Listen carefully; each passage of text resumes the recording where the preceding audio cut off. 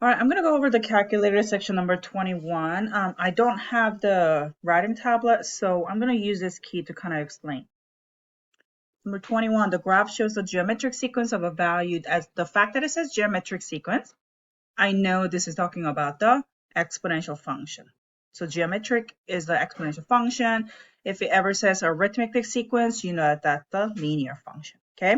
Write the equation that the fact that I'm allowed to use a calculator and I'm looking at these points, and you're gonna pick the 2 points that are like on the dots because we don't want the decimal, right? That point is 0, 1, and that point is 3, 2. So I'm gonna use those 2 points to come up with the equation of this exponential function, okay? Using decimal, it's kind of like a regression. On the table, let's put 0, 9 and 3, 2 from the regression. What kind of regression? What are we doing? Exponential. There you go. So A value is going to be 9 and B value is going to be 0.605707 to the x power. So that's your equation right there. Okay. Number 22. Okay, this is a little confusing. The function f is this long thing. Function g is such that you take that f of x, this whole thing, and you multiply that by 4, and then you're going to add 3. Find the value of x that allows the graph of g to intersect with the x-axis. So I'm going to take this f of x and I'm plug it into f of x over here, which looks like the following.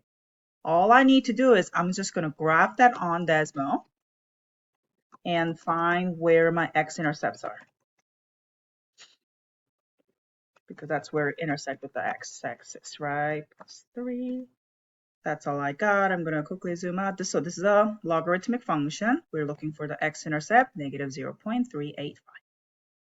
Right here. You don't have to zoom out because it's always increasing or decreasing.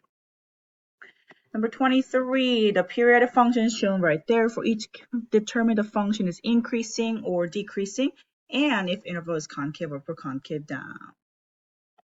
So the fact that I don't have 19 and 20 on graph, you're going to use the period. The fact that it's a period, you can subtract the multiples of 4 from here, right? So I'm going to subtract 16 from here. That's why I got 3.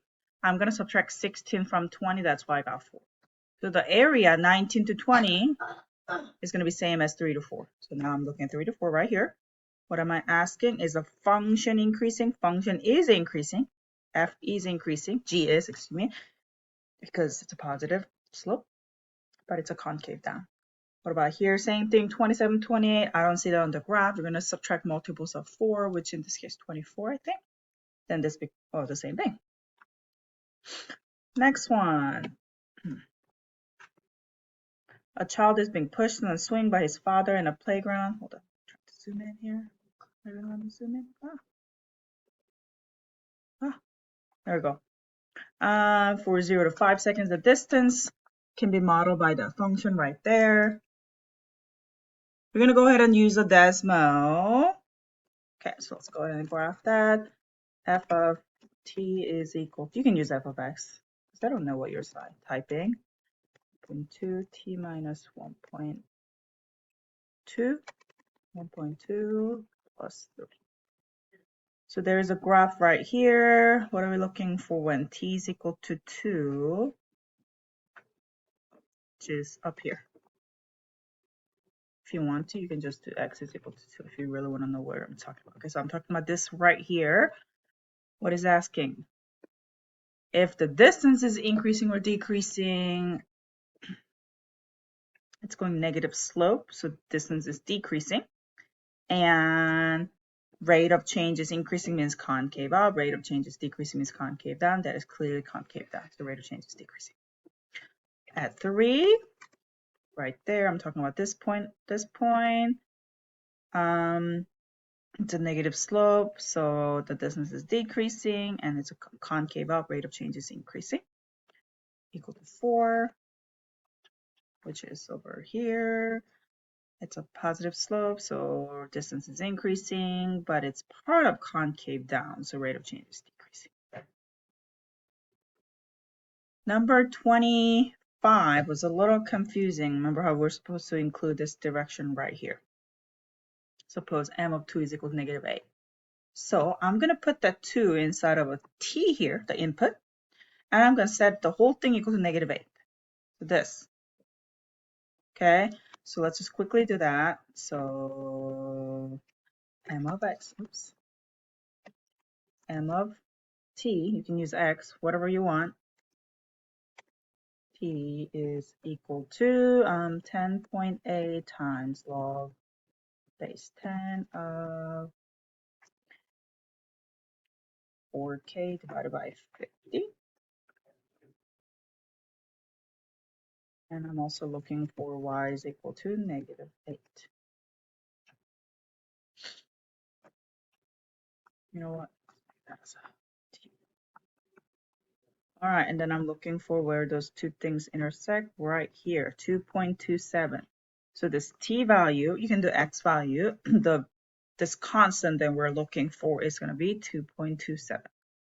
So I decide to put that 2.27075 to the where the t value goes, right here, as you can see. Now I'm looking for m of t. So I'm going to go back over here. M of t is, what is it again? 2.27075 t squared. I'm looking for m of 3. M of 3. That's what I got, -4.7. Same thing over here and same thing over here. Okay, so lots of plug it in it and have to figure it out, but using Desmos makes it a little easier. All right, the graph is a piecewise function. Let g be the inverse of that. Oh, I guess you're supposed to erase that. All right, so remember, inverse means the domain becomes the range of the inverse, and the range becomes the domain of the inverse. So when I ask you what is the domain of G, I'm talking about the range of F, the original. The F is this black thing. So what's the range of the black thing? Range of the Y value, 3 to 3. What is the range of the G? G is the inverse, by the way. That's same as the domain of the original F. Domain of the original F is the X value, -4 to 2. Identify the number. A point of inflection is where you change the concavity. So I decide so that's a concave up, concave down, concave up. So 2 points of intersection. Be careful over here on the second one. Oops. That's a concave down, but then change to concave up, concave down, concave up. So there are 3 points of intersection. So that's where it changes the concavity. And then sometime when it looks like a cubic, that's where the point of inflection as well. All right, residual plot. If it's a random, that's a good model. If it has a pattern, that's a bad model. There's a pattern, bad model. There's a pattern, bad model. There's no pattern, good model. So exponential is a good one. All right, this one, I need to run the regression because you're given the table. I'm supposed to come up with the equation. So if you're a Heron student, we haven't really done it, but it's the same thing. So 1, 4, 7, 9, 11. Those are my x value, y value, 21, 42.3, 50.6, 4, 6.3. Honestly, the most mistake come from you plugging the data wrong, and I'm hoping I did not plug in the data wrong. We'll see. So I put the x values and y values in. You're going to run the regression. What kind of regression are we doing? Sinusoidal regression, because this is a sine function. So that's your a value, that's your b value, that's your c value, that's your d value. Boom, boom, boom, boom. What are we doing? We are predicting when t is equal to 6. So it's the same thing. You're going to copy it down. Go all the way to the front. You're going to export it, excuse me. Let's name it f of x. And we're looking for f of 6. 81.833976. Then you can do f of 8. Then you're going to get that. This one. Oh, I wish I have a writing pen. Don't. Okay, we're going to try something. Okay, there you go. It's a little confusing. Okay, the game show a large spinner with a radius of 15 that rotates. The figure below provides us what's going on. At t is equal to 0, the spinner begins to rotate. Point P is, this is where you start. At t is equal to 8 seconds for rotation of the spinner. This right there tells me the period. So how long does it take me to make one rotation? 2 seconds. So 2 is going to be your period. The fact that 2 is okay, so period is 2. Where are you drawing? Where can I draw? Draw. All right, I don't trust myself. It's gonna not look good, but just hang in there. All right, the sinusoidal function is used to model the x. Hello, are you not writing? Oh no, that's okay. X could.